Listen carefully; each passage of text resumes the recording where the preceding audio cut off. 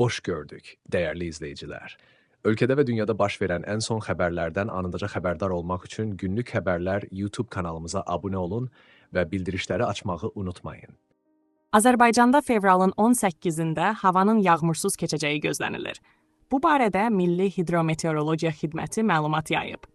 Bildirilib ki, Bakıda və Abşeron yarımadasında hava şəraitinin dəyişkən buludlu olacağı, arabir tutulacağı, əsasən yağmursuz keçəcəyi gözlənilir. Bəzi yerlərdə arabir duman olacaq. Şimal-qərb küləyi əsəcək. Havanın temperaturu gecə 5-8 dərəcə isti, gündüz 10-14 dərəcə isti olacaq. Atmosfer təzyiqi 754 mm civə sütunundan 757 mm civə sütununa yüksələcək. Nisbi rütubət 70-80% təşkil edəcək. Azərbaycanın rayonlarında havanın əsasən yağmursuz keçəcəyi gözlənilir. Gecə və səhər bəzi yerlərdə arabir duman olacaq. Qərb küləyi bəzi yerlərdə arabir güclənəcək.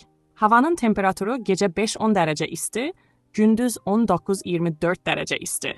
Dağlarda gecə 3-8 dərəcə isti, gündüz 13-18 dərəcə isti olacaq. Günlük Xəbərlər YouTube kanalımıza abunə olmağı və videonu bəyənməyi unutmayın.